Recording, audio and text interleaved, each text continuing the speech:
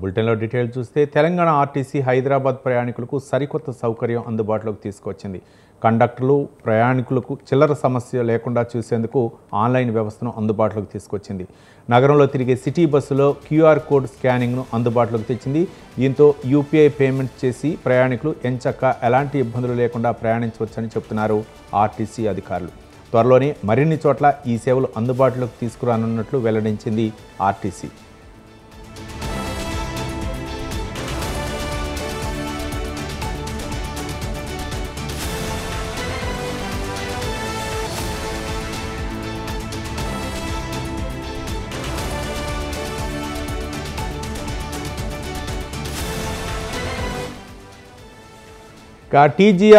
RTC సరికొత్త ప్రయత్నానికి నాంది పలికింది. మొత్తానికి చిల్లర సమస్యకు చెక్కు పెట్టింది ఆర్టీసీ యాజమాన్యం.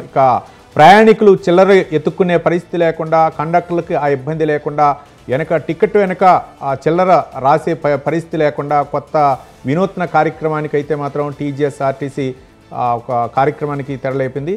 మొత్తానికి అంటే క్యూఆర్ కోడ్ తోటి స్కానింగ్ చేసి ఆ చిల్లర సమస్యకి అయితే చెక్ పెట్టింది. ప్రయాణికులు ఎంచక్క క్యూఆర్ కోడ్ను ఉపయోగించి స్కానింగ్ చేసి అమౌంట్ను చెల్లించే విధంగా ఆర్టీసీ అయితే కొత్త పథకానికి నాంది పలికినట్టు. దీనిపై మరింత సమాచారం మా కరస్పాండెంట్ విశాల్ ఫోన్ లైన్లో అందించడానికి సిద్ధంగా ఉన్నారు. Vishal.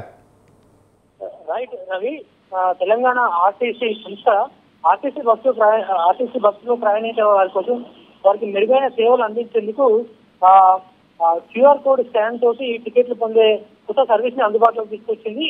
Automatic fair collection system లో భాగంగా మొబైల్ టికెటింగ్, అదేవిధంగా డెబిట్ కార్డ్ తోటి టికెటింగ్ పొందే విధానంగా, అదేవిధంగా మొబైల్ బస్ పాస్, స్మార్ట్ కార్డులను కూడా తీసుకొస్తామని ఆర్టీసీ గతంలో తెలిపింది.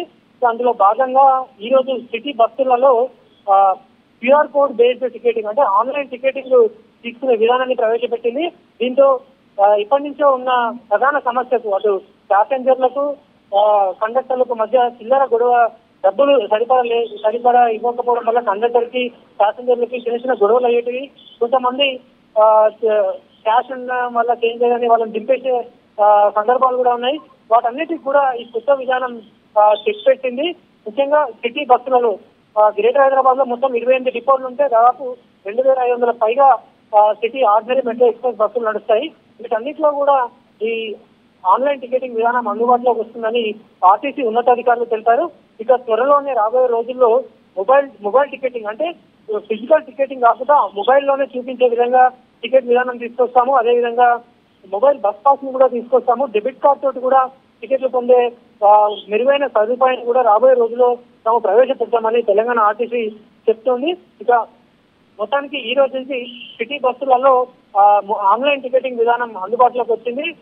ఇది రాబోయే రోజుల్లో మరిన్ని మెరుగైన సదుపాయాలను ఆర్టీసీ అందించనుంది. ముఖ్యంగా ఈ ఆటోమేటిక్ ఫేర్ కలెక్షన్ సిస్టమ్ కోసం తెలంగాణ ఆర్టీసీ 20 కోట్లని ఖర్చు చేస్తుంది. దాదాపు కొన్ని నెలల పాటు సిటీలో ఉన్న బండ్లగూడ డిపోలో ప్రయోగాత్మకంగా కొన్ని నెలల పాటు ఈ విధానాన్ని అమలు పరిచారు. అంటే ఎక్కడైనా టెక్నికల్ సమస్యలు వస్తాయా, ఆ టెక్నికల్ సమస్యలు వచ్చినప్పుడు ఎలా పరిష్కరించాలి, వీటన్నిటిని దృష్టిలో పెట్టుకొని కొన్ని నెలల పాటు ప్రయోగాత్మకంగా ఈ విధానాన్ని బండ్లగూడ డిపోలో ప్రయోగాత్మకంగా అమలు చేసింది. ఇక 6 నెలల ప్రయోగాత్మకంగా నిర్వహించిన తర్వాత ఈ రోజు నుంచి హైదరాబాద్ సిటీ వ్యాప్తంగా ఈ ఆటోమేటిక్ ఫేర్ కలెక్షన్ సిస్టమ్ ని తెలంగాణ ఆర్టీసీ అందుబాటులోకి తీసుకొచ్చింది. దీని ద్వారా ప్రయాణికులు యూపీఐ పేమెంట్ల ద్వారా క్యూఆర్ కోడ్ ని స్కానింగ్ చేసి కండక్టర్ నుంచి టికెట్ పొందవచ్చు. ఇక ఒక విధంగా చిల్లర సమస్యలకు, అదేవిధంగా క్యాష్ ఒకవేళ మర్చిపోయినా కానీ ప్యాసింజర్లకు కూడా ఎలాంటి ఇబ్బందులు లేకుండా వాళ్ళు ప్రయాణాన్ని సాగించవచ్చు ఈ విధానం ద్వారా. మొత్తానికి అయితే తెలంగాణ ఆర్టీసీ ఇతర రాష్ట్రాలతో కంపేర్ చేసుకుంటే మన తెలంగాణ రాష్ట్రంలో ఈ మెరుగైన సేవల ద్వారా ప్రయాణికులకి మరింత దగ్గర అవ్వాలని భావిస్తుంది Ravi. Right, thank you Vishal.